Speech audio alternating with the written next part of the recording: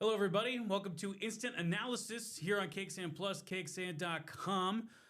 We probably just got done watching the same thing that we just got done watching. The Texas Longhorns lose 29-21 to the Florida Gators there at Ben Hill Griffin Stadium in Gainesville.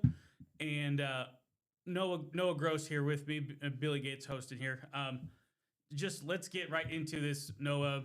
Not a good performance by Texas in any stretch of the imagination. Yeah, you lose by one score, 29-21, but they got pushed around both sides of the ball. Florida is definitely one of the trenches. I mean, just kind of like what are your just initial thoughts of this game, Noah? That Matt Caldwell is the truth, Billy. He slung the rock on that one play. 1 for 1, 26 yards. Special quarterback they got there. No, I think my biggest takeaway and cause for concern for this Texas team is you mentioned they got dominated in the trenches.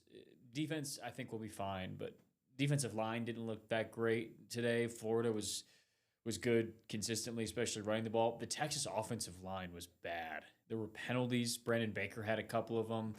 And they called one on Gooseby, but it was actually on Baker, so I don't know if Gooseby had any. The left guard position is in rough shape right now, and that was, I mean, probably a lot of things Texas fans think they took for granted last year, the quarterback position for one of them, but offensive line has got to be high on that list. That line last year, Billy, was pretty incredible, and to where it is now is a far cry from that. Kyle Flood's very good at his job. I'm sure he'll have the guys in a much better spot next week and later in the year than they were today against Florida. But that's my biggest cause for concern is they dominated the trenches, especially on the offensive line.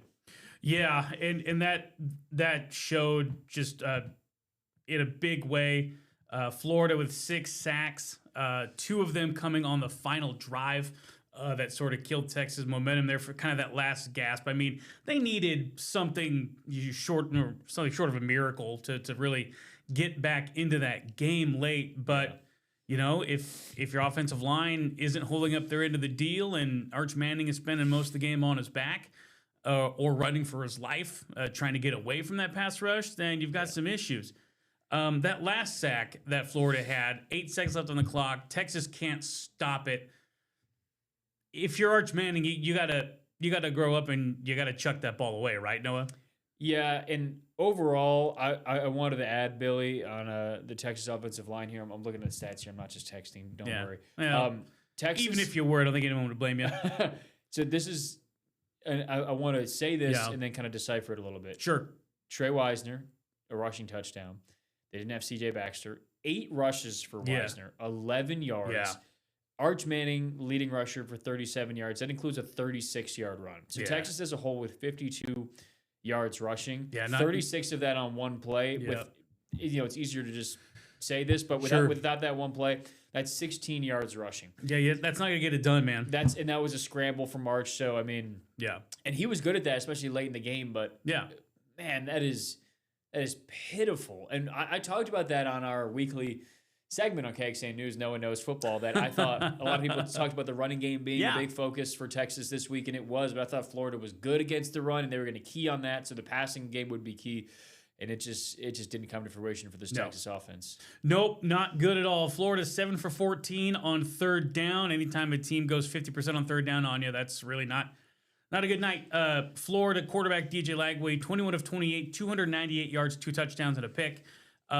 What stuck out for me, Noah, was Florida's running game. 159 yards total, 107 from Jaden Baugh on 27 carries. That first half, he was really leaning on that Texas defense. And, coming into the game, everybody's like, oh, this Texas defense is going to keep them in a game. Like, they're going to stop the run. They're going to do this, they're going to do that. And they've done that, except for tonight. Yeah, I mean, the difference in competition was pretty massive. That Ohio State team, their offense hasn't really looked that great against. I mean, they scored like 20 against Washington last week. Yeah. And Washington got 20 scored on them again today. So, I mean, the Ohio State offense, I don't think, was that much of a test, especially they had so much new at that point that obviously the last 3 opponents were like JV as well. So the defense, like I said, I'm not worried about the Texas defense. I think they'll be fine. But, Florida, that running game was unbelievable. It was consistent. It was like anytime they needed it, just boom, 6 yards minimum. Yeah. And then some big playability as well. So that's a bit of a cause for concern for Texas because I said they'll be fine, But for this Texas team to get to where they need to get to where they want to be, that defense needs to be better than fine. They need to be great, and they need to lead the team because the offense is probably not what a lot of people were hoping for. Right. And we go back to the offense. Arch Manning, 16 of 29, 263 yards, 2 touchdowns, 2 interceptions. Pretty bad interceptions, actually, if you want to be frank about it. A good chunk of these yardage, probably like 65 of these yards, came on that last drive. Or last couple drives, trying to get in Texas down the field. They had a shot late to tie the game, but that's what we were talking about earlier with the Matt Caldwell joke.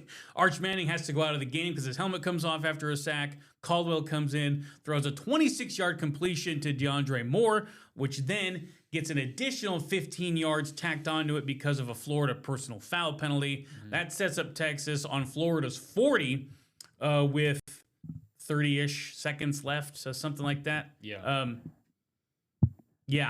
So somewhere at 26, excuse me. Manning throws an incomplete pass, then Manning gets sacked, and then they try to get to the line and spike it, but time runs out. Game's over. So just a poor performance by Texas, I think you could say all around. I mean, yeah, they tried to get back into it late. They showed some good, flashes, especially Manning, but the run game was essentially non-existent.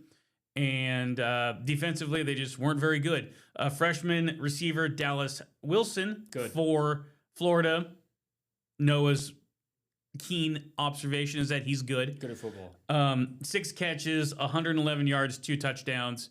He had an incredible 55-yard touchdown where somehow he both stayed in bounds and on his feet while breaking 2 or 3 Texas tackles on his way to the end zone. It was one of the more athletic plays that you'll ever see. But, Noah, we could go through all these numbers until we're, blue in the face. But the bottom line is that in order for Texas to get back in the SEC championship conversation, at all, they've got to be better. In a lot of ways. Quickly on Arch, he was better today in the second half.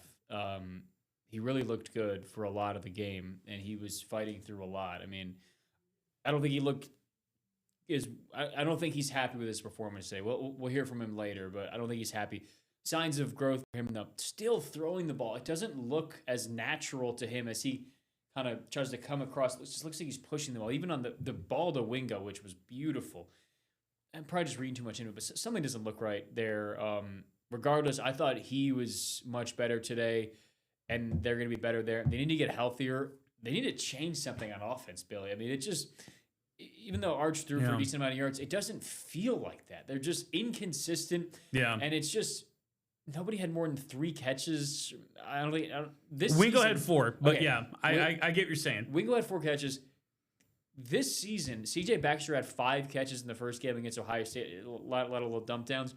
I don't think anybody's caught more than 5 passes this year in a game. It's just hasn't been these consistent run the ball down your throat, 5-yard pass, 8-yard pass drive. It's been quick strike stuff like it was against San Jose State. A couple big scores like today, and then get moving up a turnover. But the drives just aren't sustained. It's just the offense doesn't look like anywhere close to where it needs to be. Yeah, and that's where they got to find that sort of consistency with Arch Manning. And we've been saying this all along, Noah. This guy's still young. He's going to struggle. You can see the progress a little bit, but, Texas fans that fans aren't patient, at all. Let's be honest. Speaking. So, they're just going to keep yelling and yelling and yelling. But, we're seeing the progress with Manning. He needs to learn how to get rid of the ball, stop holding on to it so much. Maybe a couple of those sacks could have been avoided if he would have just, got rid of the ball earlier instead of trying to make something happen. When something's not there, you know what I mean? So yes, it's just one of those things where he's got to learn, and there's gonna be growing pains associated with that, and maybe unless this team turns it around, I don't think a college football playoff semifinal appearance for the 3rd consecutive year is in the cards unless something major kind of flips for him. Yeah, to close here, I would just say. Kind of reminds me of the 2022 Texas team right now. Young quarterback in his first season starting. Yeah. Clearly a talented group around him. chemistry issues as far as throwing the ball, finding things to the right receiver. And it just seems a bit disjointed right now, a team that leans on their defense. It feels like 22 a bit right now, where clearly that team had enough talent to be one of the best in the country. They just weren't there yet. And it's not there yet for this Texas team, and I don't think it's going to be to the level they expected it. The SEC schedule for them, I still think, is manageable, and there's sans the Georgia game. A lot of possible wins on there where Texas is still probably going to be favored in almost all the games. I think they're going to be favored next week against OU. I've been hearing some other things from some of our coworkers. Well, we'll see if John Mateer plays. Agreed. But Texas has got to figure some things out quickly. So 29-21 loss to Florida on the road there in Gainesville. They hadn't played there in 85 years, and I don't think they'll be in any hurry to go back there after today. Next week is the Red River rivalry up at the Cotton Bowl, the State Fair of Texas, against Oklahoma, the number 5 ranked Sooners. This loss is going to send the number 9 Longhorns way down the list, and I would not be surprised if they landed in the others receiving votes categories. But I guess we'll have to wait till tomorrow to see that, see how the AP voters feel. And quite frankly, that doesn't really matter. as we've discussed. Sark will tell you. Sark will tell us. Anyway, 29-21 loss to Florida on Saturday for the Longhorns. They'll get back on the field against OU next week.